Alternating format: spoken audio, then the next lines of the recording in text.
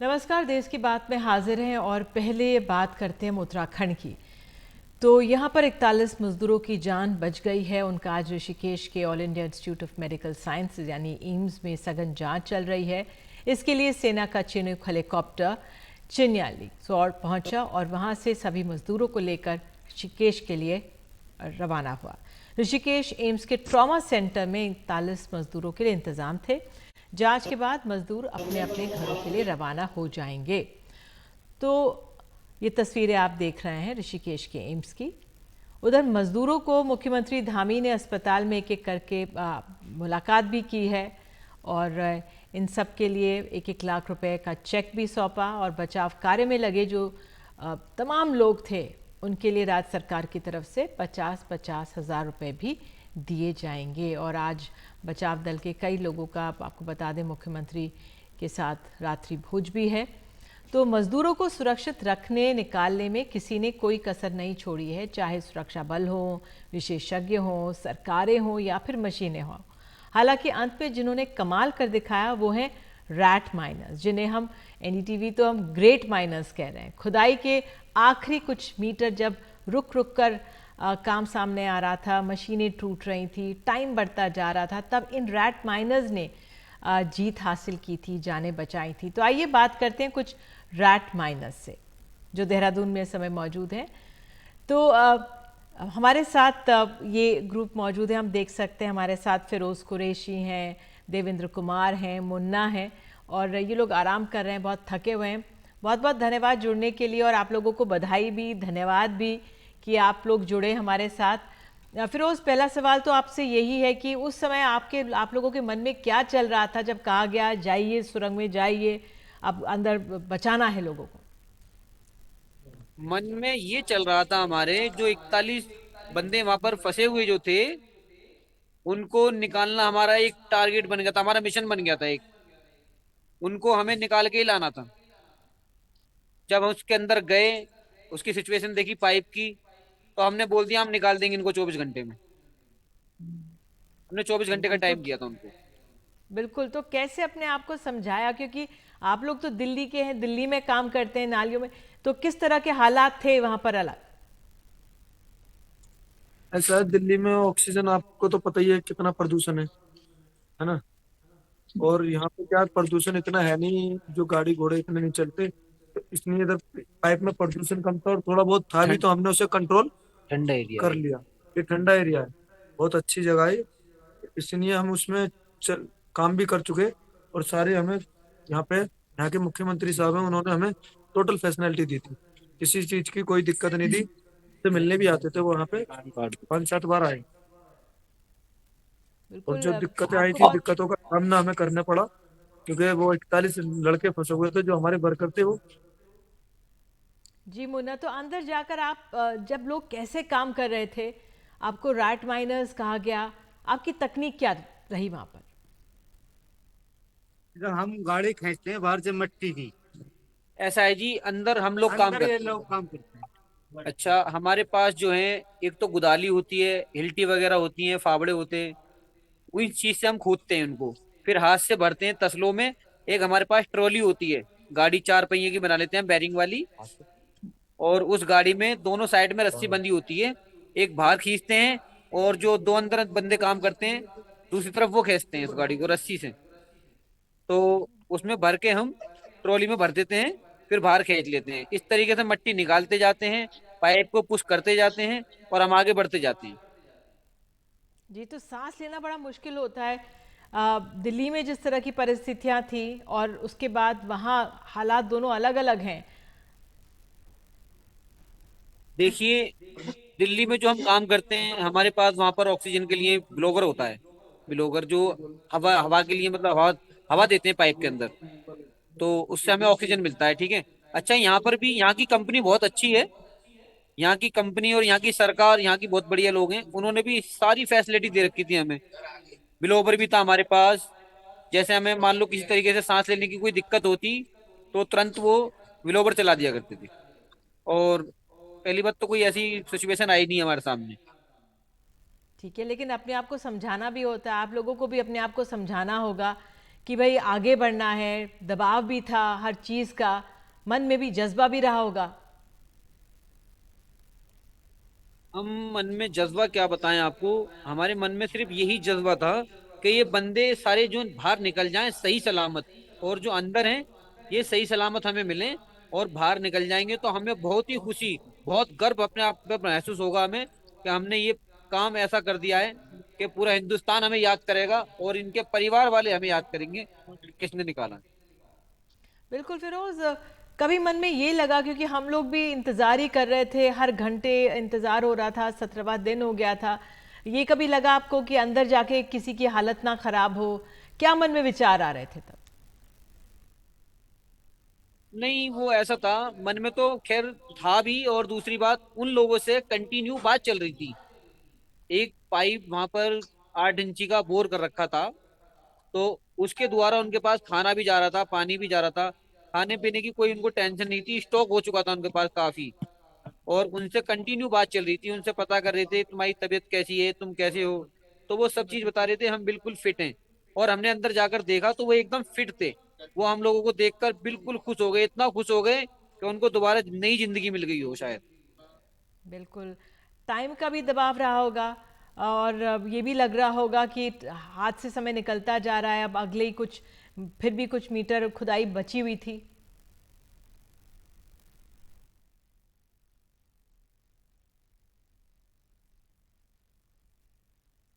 नहीं हुए थे, उनके हौसले पक्के थे। जब हम अंदर गए थे तो क्या था, जब मशीन जो बेकार हो गई थी, जब वो थोड़ा सा शांत हुए थे, बोलने लगे हमें उम्मीद नहीं रही थी। अब जब तुम्हारा हमने नाम सुना, जब तुम पूरी तुम्हारा टीम का 12 12 जो लड़के हो तुम्हारा सबका नाम सुना, जब हमें थोड़ी सी तसल्ली आई, हाँ अब हो जाएगा काम। हम चलते रहे, जब उनके पास पहुंचे उनके हौसले और बढ़ गए। जब उन्हें हमें हमारे 4 लड़कों ने एंट्री करी उसके अंदर, तो उन्होंने बाद में मेरे को बुलाया अंदर। उनको इतने हौसले बुलंद थे, बोल रहे थे हम टेंशन फ्री हैं, अंदर आप लोग आ गए, अब हम हमें बिल्कुल परेशानी नहीं है। उन्होंने हमें गले लगाया, अपने सीने से लगाया, उन्होंने बहुत प्यार दिया, और चॉकलेट भी खिलाई उन्होंने मेरे को। तो आपको चॉकलेट भी खिलाई, और अड़चनें तो कई रही होंगी, कुछ जिक्र करना चाहेंगे उस समय क्या क्या हुआ?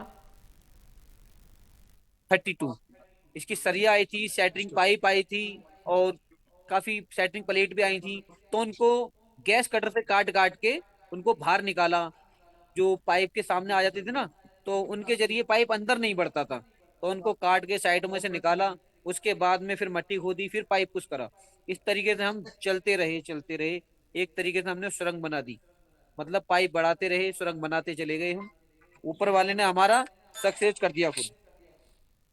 हम बहुत खुश हुए वहां जाने के बाद, जितना वो खुश नहीं हुए जितना हम खुश हुए उनको देखकर और उनको बाहर निकालने के बाद।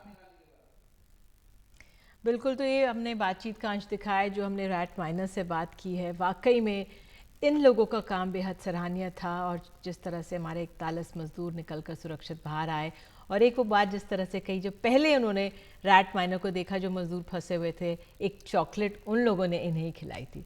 बहरहाल आइए आगे बढ़ते हैं देश की बात में, और जिस तरह से कल के बाद से लगातार जो एक पूरा टीम एफर्ट रहा है, प्रधानमंत्री भी लगातार इस अभियान की पल पल पर नज़र बनाए हुए थे, और केंद्रीय मंत्री अनुराग ठाकुर ने बताया किस तरह से कैबिनेट की बैठक में भी चर्चा हुई। ये हम तस्वीरें देख सकते हैं, प्रधानमंत्री ने बात की थी इन मजदूरों से जब वो निकल कर बाहर आए। मैं मेरा टेलीफोन जो है उस स्पीकर पे रखा है, ताकि मेरे साथ जो लोग बैठे हैं वे भी आपकी बातें सुनना चाहेंगे। सबसे पहले तो मैं सभी आपके और आपके सभी साथियों को बधाई देता हूं। एक सुखरूप हम इतने संकट के बाद भी निकल पाए, और मेरे लिए तो बहुत ही खुशी की बात है।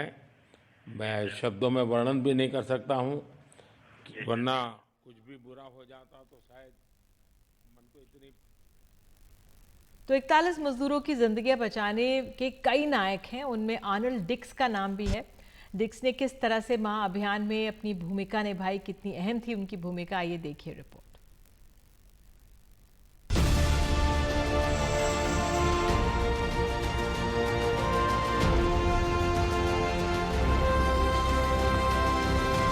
उत्तरकाशी की सुरंग में 41 मजदूरों के फंसे हुए 8 दिन बीत गए थे, लेकिन समझ में नहीं आ रहा था कि कैसे उन्हें निकाला जाए।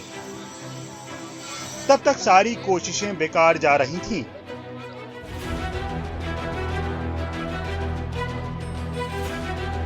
फिर इंसानों की जान बचाने वाली इस जंग में एंट्री हुई ऑस्ट्रेलिया के आर्नोल्ड डिक्स की। Dix International Tunnelling and Underground Space Association के अध्यक्ष हैं। 12 नवंबर की सुबह सुरंग का एक हिस्सा ढह जाने से 41 मजदूर अंदर फंस गए। उसके 8 दिन बाद 20 नवंबर को डिक्स सुरंग वाली जगह पर पहुंचे। वहां जाकर डिक्स ने 3 काम किए।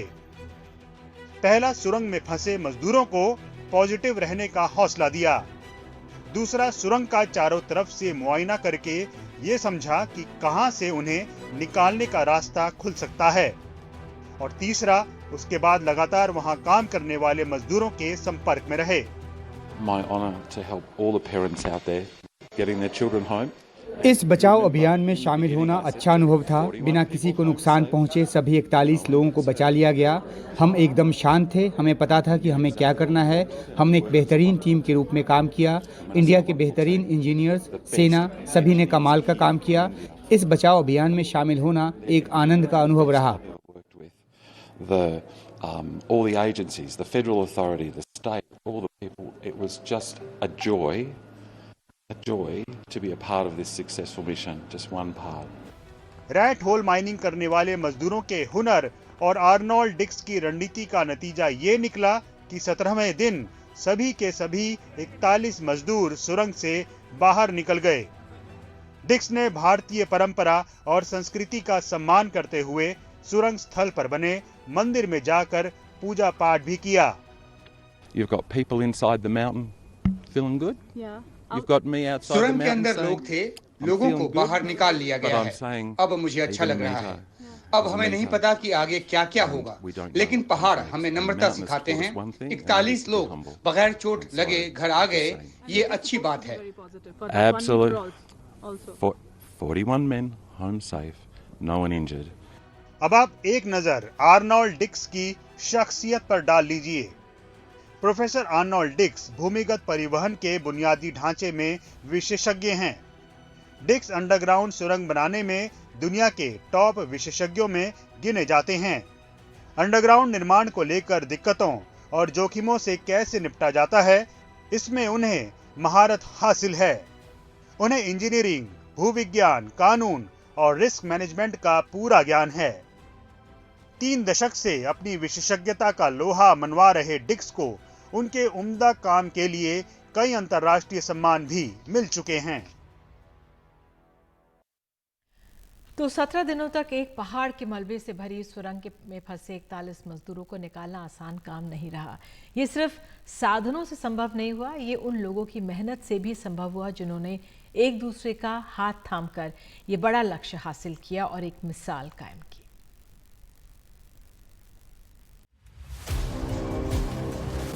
उत्तराखंड के मुख्यमंत्री पुष्कर सिंह धामी की दिवाली अचानक मंद पड़ गई जब उन्हें पता चला कि उनके राज्य में 4 धाम परियोजना के तहत बनाई जा रही सुरंग पर पहाड़ गिर पड़ा है और 41 मजदूर उसके भीतर फंसे हुए हैं। तब से मंगलवार शाम तक पूरा बचाव अभियान जैसे उनके नेतृत्व में चलता रहा। पहला मजदूर निकला और उसके साथ भी वो नजर आए। लगातार सुरंग तक आना जाना, मजदूरों के लिए साधन जुटाना, मशीनें मंगवाना, फंसे हुए मजदूरों से बात करना, ये सब उन्होंने किया। इस बचाव अभियान के सबसे बड़े नायकों में वो हैं। जैसे जैसे जरूरत पड़ती गई वैसे वैसे लोगों को वहां पर बुलाया जाता रहा, क्योंकि ये पहली ऐसी घटना हुई है। कोई ऐसा तो है नहीं कि पहले से कोई घटना इस प्रकार की होगी, किसी को ऐसा अनुमान था। तो जैसी जरूरत पड़ी है वैसा काम इसमें हुआ है। अभी तक जितने भी रेस्क्यू अभियान हुए होंगे उसमें से एक कठिनतम में से एक यह भी रहा, और इसमें सारी टेक्नोलॉजी, सारे विशेषज्ञ उत्तराखंड के अंदर पहुंचे। पूर्व सेनाध्यक्ष और सड़क परिवहन राज्य मंत्री जनरल वीके सिंह ने सेना में रहते हुए कई चुनौतियों का सामना किया, लेकिन ये चुनौती कुछ अलग थी। दुश्मन नहीं था, अपना ही था, लेकिन अपने ही पहाड़ से लड़ना था। उन्होंने भी लगातार स्थितियों पर नजर रखी और मजदूरों के साथ ही निकले। हमारे मंत्रालय का काम था और एक प्रधानमंत्री जी ने 2014 के बाद देश को एक गारंटी दी है कि कोई कहीं फंस जाएगा तो भारत सरकार उसको निकाल कर लाएगी। तो इस गारंटी के ऊपर हमको भी तो अमल करना है ना। इस पूरे बचाव अभियान पर नजर रखने वालों में सड़क परिवहन मंत्री नितिन गडकरी भी रहे। ये उनकी निगरानी का ही असर था कि उनका महकमा लगातार चुस्त और मुस्तैद बना रहा। ठीक जिस वक्त मजदूर निकाले जा रहे थे, उन्होंने ऐलान किया कि इस परियोजना की फिर से समीक्षा की जाएगी। ये घटना ने भी हमको सीखने के लिए बहुत कुछ मिला है। अब हम लोग इसके बारे में टनल का सेफ्टी ऑडिट भी करने वाले हैं और टेक्नोलॉजी के साथ कैसे हम लोग ज्यादा से अच्छी टेक्नोलॉजी का उपयोग कर सके, ये भी कोशिश करेंगे। नीरज खैरवाल उत्तराखंड सरकार के सचिव हैं। उन पर मुख्यमंत्री पुष्कर धामी ने बड़ी जिम्मेदारी सौंपी थी। उन्हें तमाम एजेंसियों के बीच तालमेल के लिए नोडल ऑफिसर बनाया गया। कहने की जरूरत नहीं कि कितनी मेहनत से उन्होंने इस काम को अंजाम दिया। ये उन लोगों में रहे जो लगातार मीडिया को भी जानकारी देते रहे। कोऑर्डिनेशन सबसे अहम था और इसी कोऑर्डिनेशन को, जैसे इंटरनेशनल एक्सपर्ट आर्नोल्ड आए हुए थे, उन्होंने अपनी तरफ से ये जो एक्सप्रेस किया जब ये सक्सेसफुली कंप्लीट हो गया, he was saying that it was exceptionally well. He had never seen such kind of operation in his life. समझ सकते हैं कि अगर कोई एक मूवी हम देख रहे थे उसमें कितनी बड़ी टीम काम करती है, उसी प्रकार से इस ऑपरेशन में कुछ जो विजिबल हुए, that was just a part of the complete picture. सड़क परिवहन मंत्रालय के अतिरिक्त सचिव महमूद अहमद भी नीरज खैरवाल के साथ मिलकर लगातार काम करते रहे। उन्होंने भी वहां कैंप लगाए रखा। लगातार मजदूरों से बात करके वो उनका हौसला भी बढ़ाते रहे और मजदूरों के परिवार वालों का भी। इस पूरे अभियान में एक और चेहरा चुपचाप अपना काम करता रहा। सुरंग ढहने के बाद जिन विशेषज्ञों को बुलाया गया, उनमें Dix International Tunnelling and Underground Association के अध्यक्ष आर्नल्ड डिक्स भी रहे। वो पहाड़ों का मन पहचानते हैं। उन्हें यकीन रहा कि पहाड़ अपने बच्चों का कुछ नहीं बिगाड़ेगा। ये जज्बा और हौसला न होता तो पहाड़ को जीतना मुमकिन न होता। वैसे इस पूरी त्रासदी का सबसे गौरवशाली चेहरा उन मजदूरों का है जिन्होंने बिल्कुल आखिरी दौर की खुदाई की, जहां मशीनें चुक गईं, जहां उनके ब्लेड टूट गए, जहां कोई आधुनिक तकनीक नहीं चली, वहां इन मजदूरों ने अपने भाइयों की जान बचाई। इनके मजबूत हाथों और हौसलों की बदौलत ही 17वें दिन वो पहाड़ हिल गया जो सबकी उम्मीदों को मलबे में बदल रहा था। Bureau report, NDTV India. की बात में आगे नजर डालेंगे पश्चिम बंगाल में वार पलटवार की सियासत।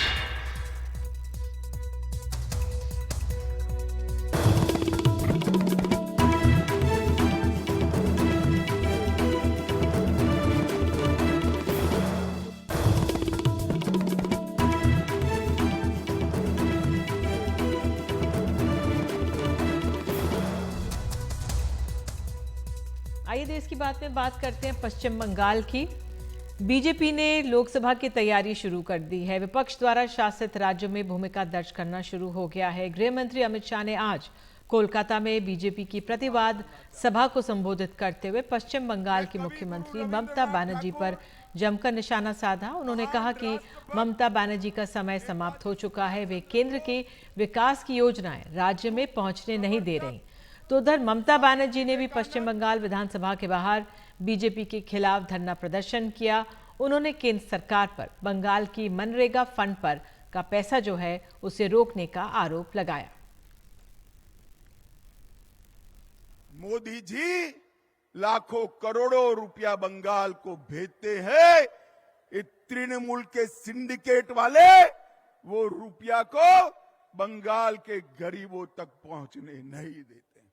मैं आज आह्वान करने आया हूं, अगर 26 में यहां भाजपा सरकार बनानी है तो इसकी नींव 24 के लोकसभा के चुनाव में डालकर मोदी जी को बंगाल से प्रधानमंत्री बनाना चाहिए। कट मनी से पूरी बंगाल की जनता परेशान, सिंडिकेट की उगाही से पूरी बंगाल की जनता परेशान है। और जिस बंगाल में कभी सुबह सुबह रविंद्र संगीत सुनाई पड़ता था, वो बंगाल आज बम धमाकों से गूंज रहा है। मित्रों, बम धमाकों से गूंज रहा है। पूरे देश में गरीबी कम हो रही है, मगर बंगाल में गरीबी कम होने का नाम नहीं देती। भ्रष्टाचार चरम सीमा पर है। मैं बाद में बात करूंगा, मगर मैं आपको बताने आया हूं भाइयों, मैं गुजरात से आता हूं। मेरे जीवन में किसी नेता के घर से इतनी सारी नोटों की गड्डियां किसी ने अपने जीवन में नहीं देखी होगी। उधर तृणमूल के सांसद डेरेक ओब्रायन ने गृह मंत्री अमित शाह पर प्रवासी पक्षियों की तुलना की।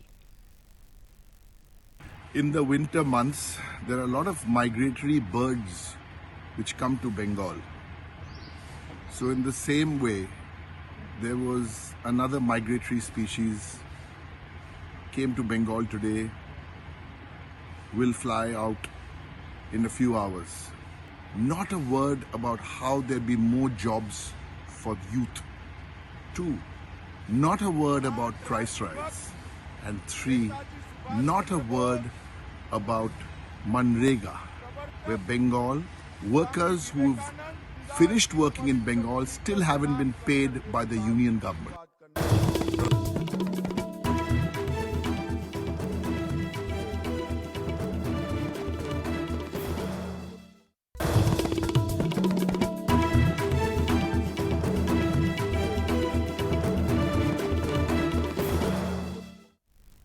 नोएडा के नामी कॉलेजेस और उसके आसपास में ड्रग्स सप्लाई करने के लिए डार्क वेब से लेकर कॉलेज के स्टूडेंट्स को मोहरा बनाया जा रहा है। नोएडा पुलिस ने बीते एक सप्ताह के भीतर नोएडा के 4 नामी यूनिवर्सिटीज़ के नज़दीक ड्रग्स सप्लाई को पकड़ा है।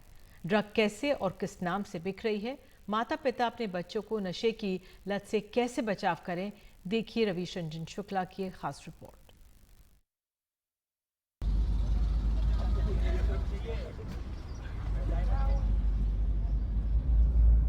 दिल्ली एनसीआर के बड़े एजुकेशन हब नोएडा में 100 से ज्यादा शैक्षिक संस्थान और यहां पढ़ने वाले 1 लाख से ज्यादा स्टूडेंट्स इस वक्त ड्रग माफियाओं के निशाने पर हैं।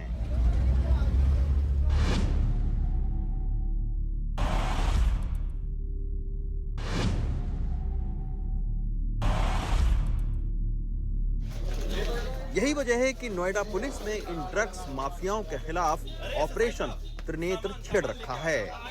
बीते सप्ताह भर के भीतर कई लोग पकड़े गए हैं। 16 नवंबर को एक नामी यूनिवर्सिटी के नजदीक ड्रग माफिया जग्गी को पकड़ा। 17 नवंबर को एक इंस्टीट्यूट के पास गांजा तस्कर पकड़े गए। 18 नवंबर को नॉलेज पार्क के पास गांजा तस्कर अमित पकड़ा गया। 22 नवंबर को 240 किलोग्राम गांजे के साथ 2 तस्कर पकड़े और 26 नवंबर को एक दूसरी प्राइवेट यूनिवर्सिटी के नजदीक 9 गांजा तस्करों की गिरफ्तारी की गई। इसी के रिगार्डिंग यहाँ के नामी कॉलेज के कुछ छात्रों का इनपुट मिला था कि ये लोग कॉलेज के बाहर भी ड्रग्स की सप्लाई करते हैं और काफ़ी हाई कमीशन पर ये लोग ड्रग की सप्लाई करते हैं। तो उस इनपुट के बाद हम लोगों ने छात्रों को अरेस्ट भी किया और उसके बाद वो जिनसे ये लोग छात्र ड्रग्स ले लेते हैं, हमने उनको भी अरेस्ट किया। बाकी लोग एक रैपिडो कंपनी है, उसके डिलीवरी बॉय भी थे और ये लोग उसमें कार्टन्स में रख के अपनी नौकरी के बीच में और समय निकाल कर ये लोग सप्लाई भी करते थे ड्रग्स की और इन छात्रों को सप्लाई करते थे जो करीब 50% की कमीशन पर कॉलेज में बेचते थे। और ये लोग जिससे सप्लाई करते थे, जो अक्षय नाम का व्यक्ति है जो इनको सप्लाई करता था, हमने उसको भी पकड़ा है। लेकिन सवाल ये उठता है कि आखिर ये ड्रग्स आते कहां से हैं और इनकी सप्लाई कैसे होती है। नारकोटिक्स से जुड़े सूत्रों के मुताबिक भारत में ड्रग्स के 2 मुख्य रूट हैं। पहला, अफगानिस्तान से पंजाब और राजस्थान के रास्ते भारत के दूसरे हिस्सों में सप्लाई।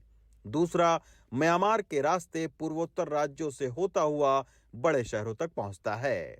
सर, ये भी इसमें पता लग रहा है कि ताइवान से लेकर ताइवान में भी कहीं से ड्रग्स आ रही थी और उसके बाद में यहाँ पर ये लोग डिस्ट्रीब्यूट कर रहे थे। आगे क्या आप लोगों की प्लानिंग है सर? जो इसमें मुख्य अभियुक्त है अक्षय, उसकी जो वाइफ है वो ताइवान में रहती है और उसका अप डाउन ताइवान से होता था। इसके अलावा अभी इसका जो और एंगल है उस सब पे जांच जारी है। बाहर से आए ड्रग्स की खेप को स्टूडेंट्स या आम लोगों तक पहुंचाने के कई तरीके ड्रग्स माफियाओं ने इजाद कर लिए हैं। एक तरीका तो ये है कि ड्रग्स पैडलर आमतौर पर गली चौराहों में बैठते हैं और कुछ कोड नाम से गांजा, चरस या अफीम की 10 ग्राम से लेकर 50 ग्राम तक सप्लाई करते हैं। भाई इधर माल वाल मिलता है कि नहीं? हाँ जी, माल मिलता है। बताओ कौन सा चाहिए सर? कौन कौन से हैं यहाँ सर? 4-5 तरीका का होता है गांजा। जैसे आंध्रा है, शीलावती है, हरा माल है, मैंगो है, काला माल है जिसे चरस बोलते हैं। अच्छा जी। कौन सा चल रहा है इस सब? इस समय तो आंध्रा और मैंगो ज़्यादा चल रहा है और काला माल। हम देते हैं पाउच बना के। अच्छा। हाँ, एक पाउच में ऐसा होता है 80 ग्राम। 80 ग्राम एक पाउच में? आंध्रा में 100 रुपये का। 100 रुपये का? जी। और मैंगो? मैंगो 300 रुपये का होता है सर, एक पाउच में। उसमें होता है 150 ग्राम।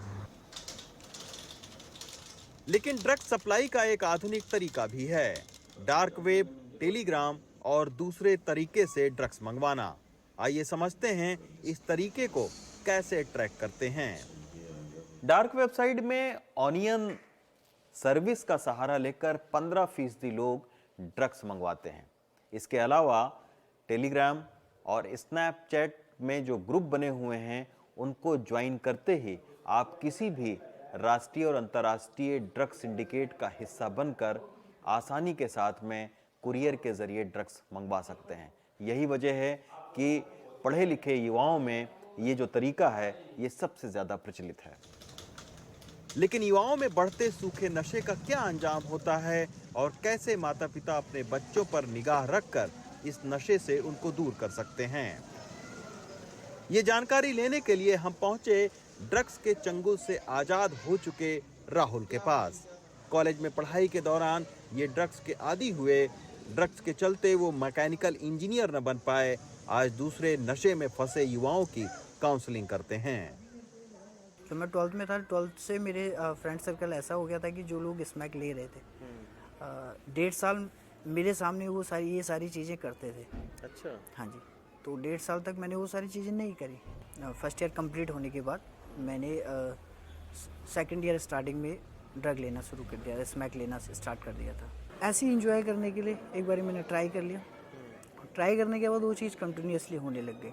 डेली बेसिस पे या जब भी वो कर रहे हैं तो उनके साथ वो कंज्यूम करना मैंने स्टार्ट कर लिया। धीरे धीरे ये इतना ज़्यादा बढ़ गया कि जब मैं कभी छोड़ रहा हूँ, नहीं कर रहा हूँ, तो मुझे बॉडी में पेन लग रहा है, पेन फील हो रहा है। बिना उसके मुझसे खाना नहीं खाया जा रहा है। बीटेक भी कंप्लीट नहीं हो पाया सही तरीके से, कंप्लीट हो जैसे तैसे करके बैक लगी, सारी चीज़ें हुई जैसे तैसे करके वो कंप्लीट भी हो गया।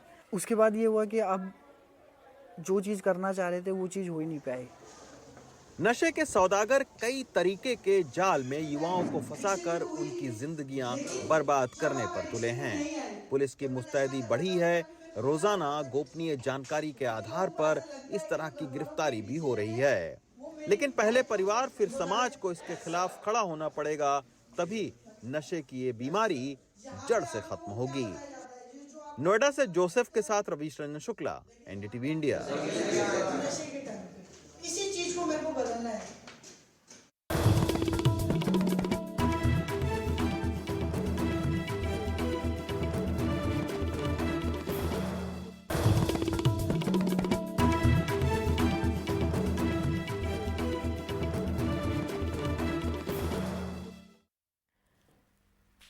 बात अब दिल्ली की सियासत की। दिल्ली सरकार को बड़ा झटका लगा है और केंद्र को जीत हासिल हुई है। मुख्य सचिव नरेश कुमार को सेवा विस्तार मिल सकेगा। केंद्र के 6 महीने के सेवा विस्तार को हरी झंडी मिल गई है। दिल्ली सरकार ने नरेश कुमार के सेवा विस्तार का विरोध किया था। गुरुवार को रिटायर होने वाले हैं नरेश कुमार और चीफ जस्टिस डीवाई चंद्रचूड़ की बेंच ने फैसला सुनाया है। सुप्रीम कोर्ट ने माना है कि केंद्र के पास दिल्ली के मुख्य सचिव की नियुक्ति का अधिकार है। मुख्य सचिव को 6 महीने का सेवा विस्तार मिल सकता है।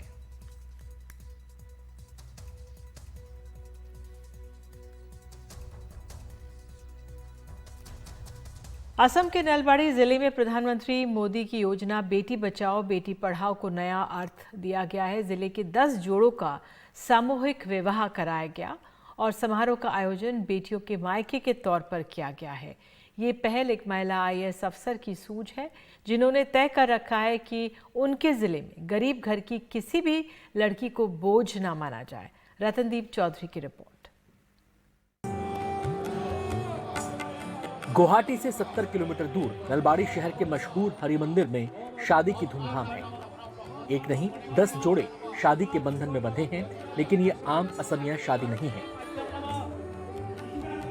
ये बेटी बचाओ बेटी पढ़ाओ के तहत नलबाड़ी जिला प्रशासन का शुभ परिणय कार्यक्रम है, जहां जिला प्रशासन ने दूल्हों के परिजनों का स्वागत बहू का मायका बनकर किया। हम ये संदेश दे रहे हैं कि जिले की हर लड़की प्रशासन की बेटी है। सांसद, विधायक और हम सबकी रक्षा करेंगे, सबका ख्याल रखेंगे, उनकी जरूरतों का ध्यान रखेंगे और ये शादियां सब पारंपरिक असमिया तरीके से हुई हैं। पारंपरिक असमिया शैली में हुई इन शादियों में वर वधू के बीच खेले जाने वाले खेल भी खेले गए और परिवारों के अपने अपने रीति रिवाजों पर अमल भी हुआ। निचले असम के हजारों लोग इस अनूठे वैवाहिक आयोजन के गवाह रहे। वर वधू खुश थे। हमारे पास पैसे नहीं थे, इसीलिए शादी में दिक्कत थी, लेकिन इस पहल से मदद मिली और हम खुश हैं कि इतने सारे लोग आशीर्वाद देने के लिए थे। जिला प्रशासन की अपील पर बहुत सारे लोगों ने आकर आशीष दी और वर वधू के खर्चे उठाए।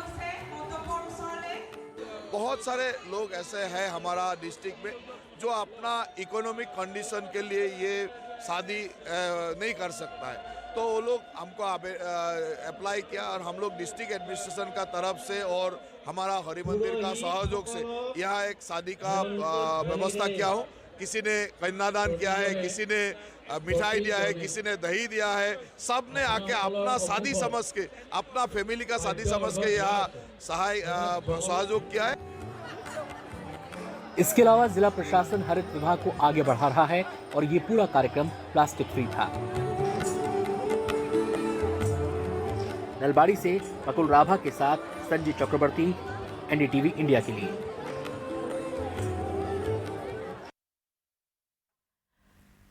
और अब जाते जाते आपको तस्वीरें मणिपुर से दिखा रहे हैं। बॉलीवुड एक्टर रणदीप हुड्डा की शादी हो रही है और उनकी दुल्हन का नाम लिल लाशराम है। शादी की रस्में मणिपुर की राजधानी इम्फाल में पूरी की जा रही हैं और आपको बता दें कुछ दिन पहले इन दोनों ने इंस्टाग्राम पे अपनी एंगेजमेंट की तस्वीरें पोस्ट की थी और लिखा था, महाभारत की तर्ज पर जहां अर्जुन ने मणिपुरी योद्धा राजकुमारी चित्रांगदा से शादी की थी, वहीं पर हम भी दोस्तों और परिवारों के आशीर्वाद से शादी कर रहे हैं। तो यही एक कनेक्शन महाभारत से जोड़ा जा रहा है जो खुद इस कपल ने लिखा था इंस्टाग्राम पे। ये रणदीप हुड्डा की आप शादी देख रहे हैं मणिपुर से। और इन्हीं तस्वीरों के साथ फिलहाल देश की बात में आज इतना ही। नमस्कार।